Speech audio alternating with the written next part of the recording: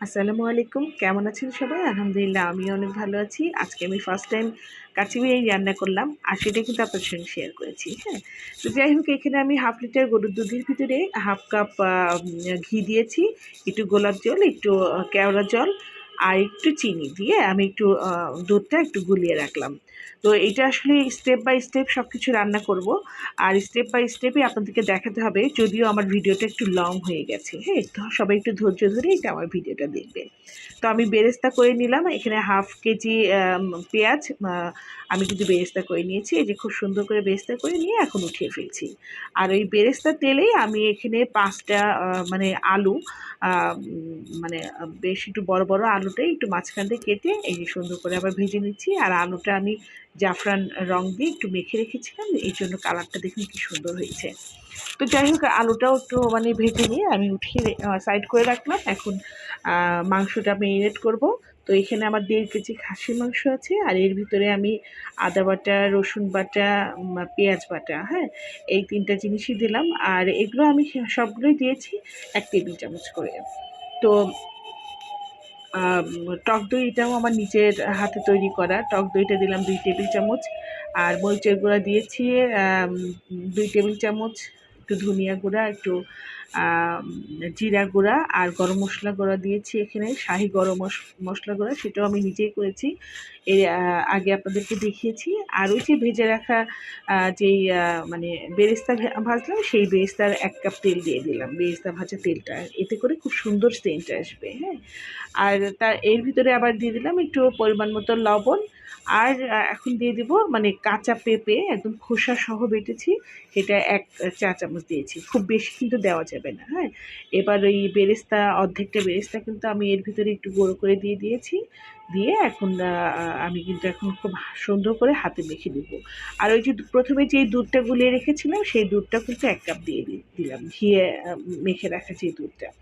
দিয়ে আমি ভালো করে মেখে একদম ভালো করে একদম কষলে, কষলে মেখেছি। মেখে আমি জাস্ট ১ ঘন্টার জন্য রেস্টে রাখবো। আর এদিকে কড়াইতে কিন্তু আমি মানে ১ লিটারের মতো পানি দিয়েছি। আর এর ভিতরে এলাচ, দারচিনি, তেজপাতা, শাহি জিরা, আ তারপরে লবঙ্গ, হ্যাঁ? স্বাদমতো একটু লবণ দিয়েছি। দিয়ে আ মানে পানিটা ফুটিয়ে নিব, হ্যাঁ? পানিটা যখনই ফুটে উঠবে তখনই কিন্তু এর ভিতরে আমি চিনি গুঁড়া চাল দিয়েছি। আমি বাসমতি চাল দিইনি। যদিও কাচ্চিতে মানে বাসমতি চালটা বেশি ভালো লাগে।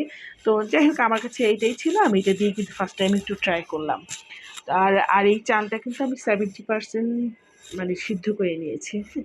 এখন যাই হোক আমি মসলা-টসলা সব সহকারে একদম ঝরিয়ে দিলাম। আর যেহেতু আমার ওই পানিটা লাগবে না সেহেতু পানিটাও ফেলে দিলাম। তো যাই হোক মানে চালটা কিন্তু খুব ভালো সিদ্ধ হয়েছে।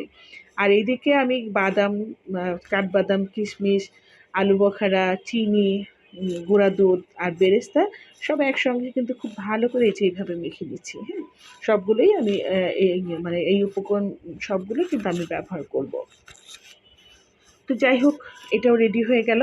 এখন আমার একদম কাচ্চিটা বসিয়ে দেওয়ার পালা। তো বড় একটা হাঁড়ি নিয়েছি।